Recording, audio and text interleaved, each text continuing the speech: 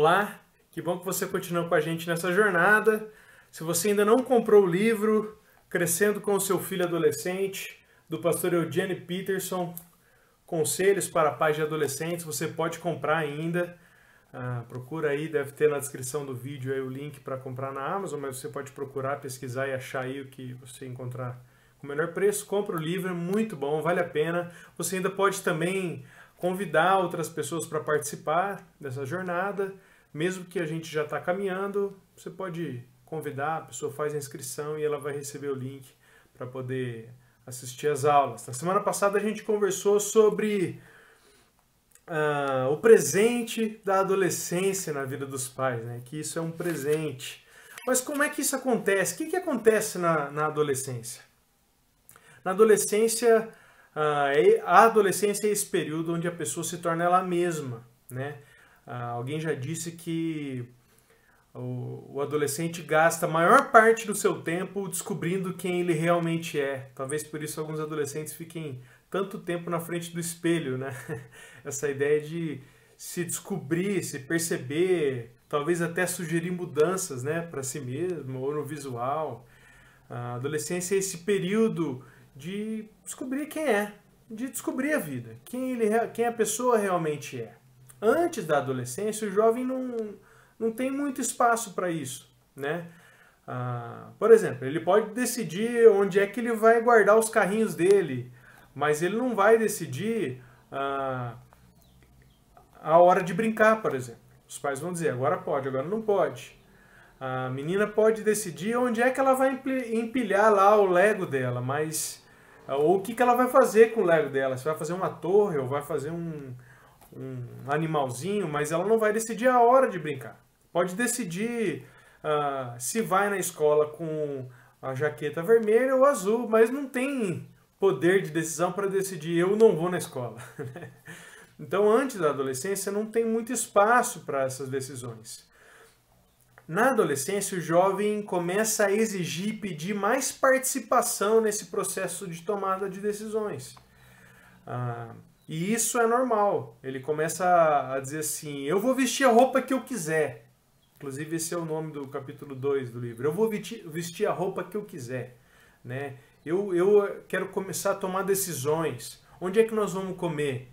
Vamos em tal lugar. Não vamos comer nesse lugar porque eu não gosto, eu quero comer outra coisa e tal. O que nós vamos pedir de comida? O que nós vamos cozinhar? Ou o que nós vamos assistir? Na adolescência, o jovem começa a pedir mais participação na tomada de decisões, e isso é muito importante, porque são nas decisões que a identidade floresce, que a identidade é formada. Ao tomar decisões, decidir que roupa que vai vestir, corte do cabelo, vai surgindo, vai emergindo a identidade do adolescente. Né? É nessas decisões que o jovem vai ganhar segurança para ser ele mesmo e não outra pessoa. Ou ele vai sentir segurança de que ele é ele mesmo e não é outra pessoa. Pode rolar uma confusão de identidade. E é comum essa identificação antes da adolescência, porque quem toma as decisões, quem escolhe a roupa, quem escolhe tudo são os pais, são os responsáveis, né? Tios, avós, enfim, os responsáveis. E o jovem se vê como um anexo do adulto que escolhe por ele. Na adolescência ele começa a decidir, ele começa a falar assim, opa, eu sou eu mesmo, eu não sou outra pessoa. Né? E esse processo não é fácil, porque geralmente ele se dá através da oposição. Não quero. Eu não vou vestir essa roupa, eu vou vestir a roupa que eu quiser. É mais ou menos nessa época que não dá para deixar o jovem ir sozinho no barbeiro, no cabeleireiro, porque a hora que volta, a menina que tinha um cabelo gigante já está com o cabelo curtinho, o menino já fez um risco na sobrancelha, já começa a se vestir de uma maneira que os pais falam assim, opa, isso não é roupa para ir no lugar onde a gente vai, né? E esse período é normal. E aqui, se os pais ficam presos a esse conflito superficial, tipo a roupa, o corte do cabelo, se fica ali na superfície e não percebe que tem uma coisa muito mais profunda sendo formada, que é a identidade dentro do adolescente, é quando os adolescentes, você já pode ter ouvido isso, começa a dizer assim, você está preocupado, você não quer que eu use essa roupa porque você está preocupado com o que os outros vão pensar. Se eu fizer isso, se eu falar aquilo, se eu me vestir assim, se eu me portar de tal maneira, né? E se for isso, os adolescentes têm razão em cobrar dos pais uma postura melhor. Porque é algo muito mais importante do que o que os outros vão pensar, está acontecendo dentro do adolescente, que é essa formação da identidade. E a Bíblia nos dá um paradigma, um norte muito interessante. E quando eu li o pastor Eugene Peterson falando sobre esse texto de 1 Samuel, capítulo 3, nessa perspectiva, meu olhinho brilhou e minha mente deu uma explodida, assim, né? Tá lá em 1 Samuel, capítulo 3, é uma história muito famosa, que é a história do... Opa, mexeu aqui a mesa. Que é a história do pequeno Samuel, uma criança entrando na adolescência aí. Ele era filho de Ana e de Eucana. Eucana era o pai dele, né? E ele foi deixado no templo aos cuidados de Eli, do sacerdote Eli, como a mãe dele tinha orado, não podia engravidar, e aí ela prometeu isso, fez um voto, e aí quando ele desmamou, e ela deixou ele lá com Eli, e ele vivia ali com Eli, ele recebia ordens, cumpria tarefas, ele era cuidado, criado pelo Eli, o sacerdote, participava ali dos afazeres do templo, e ele aparentemente ia bem com isso. E aí lá em 1 Samuel capítulo 3 tem a história célebre de quando o Samuel estava lá dormindo, ele ouve uma voz, Samuel, Samuel. Ele levanta e ele responde como ele respondeu a vida dele toda. Né? Ele foi atrás do Eli. Ô Eli, o que o senhor quer de mim? O que o senhor quer? Né? Porque sempre foi assim, o Eli pedia, dava uma voz, uma palavra de direcionamento, de ordem, faz isso, faz aquilo, e ele respondia. Então, quando ele ouviu o nome dele, ele foi até o Eli. O Eli falou, não sou não, volta a dormir. E isso acontece repetidas vezes, até que o Eli tem uma sacada. E ele fala assim, quem está chamando você, Samuel, é Deus. A próxima vez que você ouvir, lá no seu quarto, mesmo na sua cama, você fala assim, fala, Senhor, que o teu servo ouve. E isso aqui é muito interessante, porque esse texto mostra como se dá esse processo da imersão, né, da identidade na adolescência. Então tá ali o Samuel entrando na adolescência e de repente ele ouve Deus o chamando pelo nome. É o nome dele que é dito, Samuel, Samuel. Tem muitas pesquisas e muito trabalho sobre a importância do nome, né? Tem gente que fala que o nome é a palavra mais doce aos ouvidos da pessoa, né?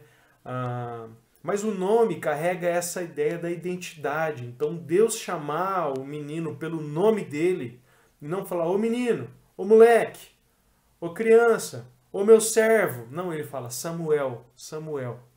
Essa ideia de que Deus está vendo aquele menino na sua identidade, em como ele é, quem ele é. Então isso é muito importante aqui. Mais até do que, ou melhor, mas isso é metade. Essa ideia da identidade dele ali aparecendo, né? O Samuel tá ali, não é mais um menino, uma criança qualquer, mas é o Samuel. A outra metade da importância disso aqui é porque é o nome dele sendo chamado por Deus. Então é um período ali da vida dele em que agora não é mais o Eli falando para ele o que ele tem que fazer, ou olha, agora nós vamos orar. Olha, agora nós vamos, como naquela época tinha, né? Agora nós vamos oferecer sacrifícios. Não, agora é Deus falando diretamente com ele. É Deus olhando para ele na sua identidade de Samuel. Para mim é isso o que acontece na adolescência. Essa aqui é a entrada da adolescência. Tem muita coisa importante que acontece na adolescência, mas para mim a realidade mais importante que acontece na adolescência, mais até do que o desenvolvimento da sexualidade, das emoções, é o desenvolvimento do relacionamento com Deus. Deus olha para o Samuel na sua identidade e fala o nome dele, Samuel. Deus o chama agora diretamente. Não tem mais um mediador de um adulto. Agora é Deus falando diretamente com ele.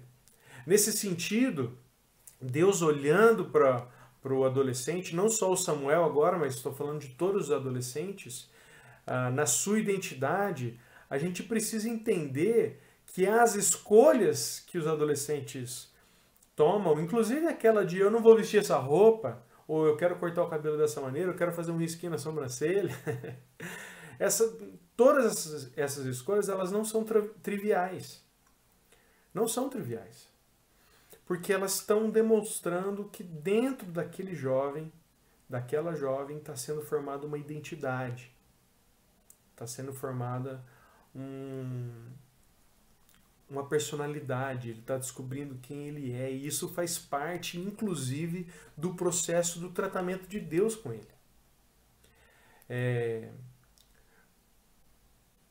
Seguir as pegadas do pai, por exemplo. O adolescente que quer seguir as pegadas do pai e da mãe, ou, melhor, né, dos pais que querem que seus filhos sigam as suas pegadas. Por mais que isso seja positivo ou assim, por mais que o caminho que os pais querem que os filhos sigam seja bom, tipo, eu trilhei um bom caminho, eu quero que meu filho trilhe o mesmo caminho que eu. Por mais que isso seja bom, eu não sei se isso é completamente desejável, uma vez que você pode impedir que o adolescente ele crie sua própria identidade. E criar a identidade, entender a sua identidade, faz inclusive parte do processo do relacionamento com Deus. De se ver como agora eu estou me relacionando com Deus. Né? Os pais precisam entender que eles não controlam, eu fiz algumas anotações aqui, tá? E estou seguindo em frente. Os pais precisam entender que eles não controlam, não conseguem ter controle sobre a crise de identidade dos filhos. Os pais se desesperam, os pais procuram ajuda, eu não sei mais o que fazer com meu filho, mas os pais têm que entender que eles não têm controle da crise de identidade dos filhos, né? E eu acho que a atitude do Eli, quando Samuel foi falar para ele, fala Eli, que você está me chamando, e o Eli entendeu que era Deus que estava chamando, é uma atitude a ser imitada. Ele fala assim, Samuel, volta para o seu quarto, e quando você ouvir, você fala assim, eis-me aqui, Senhor, teu servo ouve. O Eli entendeu que aquela mudança, aquele salto na vida do Samuel, aquela identidade aflorando, ela precisava ser aflorada na privacidade. E o pastor Eugene Peterson diz uma coisa aqui, ele fala assim, que todo adolescente tem direito à privacidade. Todo adolescente tem direito à privacidade. Esse momento sozinho, na solidão, deitado lá no quarto, né, usando a figura aqui do Samuel lá dormindo, quando Deus o chama, em que essas coisas vão aflorando, que a identidade vai aflorando, em que ele vai ouvir a voz de Deus. Eu acredito que há um momento na vida, e para mim a entrada da adolescência, não uma idade específica, mas para mim é isso que marca a entrada da adolescência, é quando o jovem começa a ouvir Deus falando o nome dele. Fulano, fulano. João, João. Maria, Maria. Samuel, Samuel. Para mim é isso aqui que marca a entrada da adolescência.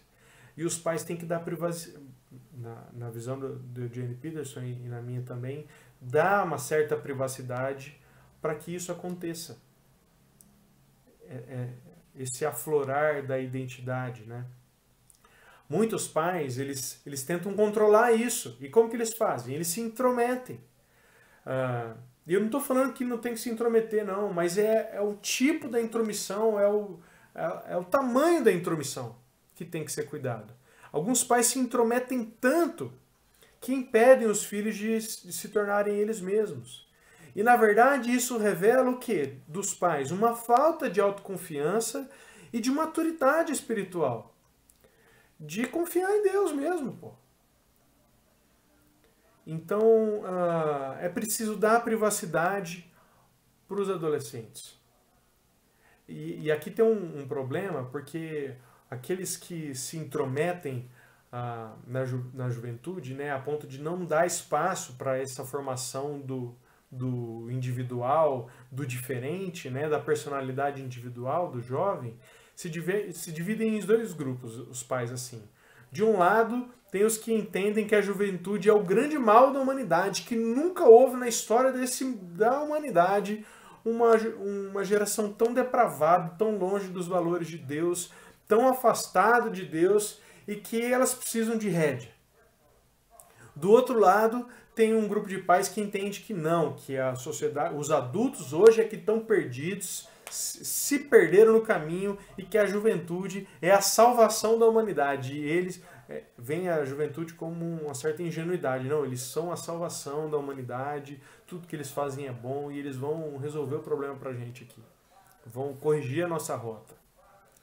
Mas, na verdade, o pai cristão, e quando eu falo pai, estou falando do pai e da mãe, mas os pais cristãos, eles têm uma postura diferente. Não é nem uma postura de intromissão absoluta, nem de deixa rolar, mas eles entregam a Deus em oração os seus filhos, os seus jovens. Né?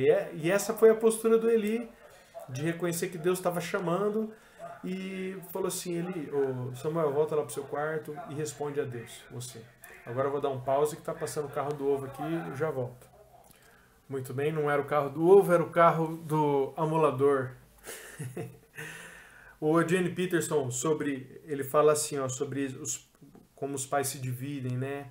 Olhando a juventude como um mal e a outra olhando um olhar com ingenuidade. Ele fala assim, ó, o primeiro grupo condena com firmeza e está pronto a defender a sua posição. Né? Condena a juventude e vai dar um jeito nisso. O segundo confessa culpado o seu fracasso como sociedade e aguarda esperançoso que a ajuda chegue, ou seja, que a juventude resolva o mundo. Os pais cristãos agirão melhor se assumirem um papel que é, ao mesmo tempo, mais modesto e mais eficiente. Em vez de se intrometer na vida dos adolescentes, seja por zelo ou por esperança, devem entregá-los a Deus, segundo o exemplo de Eli. Então, quando seu filho começar a dizer, ou seu adolescente, né, filho, sobrinho, não sei, começar a dizer, eu vou vestir a roupa que eu quiser, começar a tomar decisões diferentes das suas, olha para ele e começa a entender que tem um processo acontecendo no coração dele e que esse processo faz parte do processo de Deus para a vida dele também, né? Então, quando você tiver a oportunidade, diante de um desses questionamentos, numa dessas situações, de falar assim, Samuel, seja qual for o nome do seu adolescente, eu vou chamar de Samuel. Samuel, volta para o seu quarto e quando você ouvir isso de novo, fala assim, eis-me aqui, Senhor. Essa ideia de apontar o caminho do discipulado, né? É abrir mão, porque isso quer dizer que ele não vai orar quando você orar, não vai orar como você orar, não vai ter experiência religiosa como você tem a experiência religiosa. Mas significa que vai ser genuíno, que vai ser dele. Ele, o Samuel, na identidade dele, se relacionando com Deus de forma genuína. Então, para a gente pensar um pouquinho, para você pensar um pouquinho, faça aí, se você quiser anotar num papel, descreva o seu adolescente. Coloca aí como ele é, coloca as características dele, as principais características, né? E coloca também assim, o que mudou quando começou a adolescência. Como é que você percebeu que ele se tornou adolescente, estava se tornando adolescente? O que mudou na vida dele, nas decisões, de maneira positiva e de maneira negativa? O que foi? Quais foram os questionamentos, os problemas que surgiram, ou que têm surgido? Faz essa anamnese, essa análise aí de como tem sido esse processo na adolescência do seu adolescente. E também tem um outro exercício que eu quero que vocês façam, que é, alguém já comparou a adolescência ou a vida com uma manobra de um trapezista. Então, você já viu o trapezista, ele segura no trapézio, aí ele pula, em determinado momento ele solta do trapézio em que ele estava e para se agarrar no próximo trapézio. ou se agarrar em outra pessoa que está em outro trapézio, né? O Erik Erikson, ele comparou a vida com isso. Ele fala que a infância é esse primeiro trapézio e que a vida adulta é esse segundo trapézio, e o período da adolescência é justamente esse momento em que se solta do trapézio da infância e segura o fôlego, aquele momento de que você está no ar ali, sem nenhuma base, as coisas mudando completamente até que você se agarre no trapézio da vida adulta. E eu quero perguntar para você, você consegue olhar para a vida do seu adolescente aí e ver alguma ilustração, algum momento, alguma situação que ilustre bem essa imagem do trapezista, né? Esse momento de fôlego, de soltar a infância e se agarrar, antes de se agarrar na vida adulta, esse momento de suspensão, assim, né?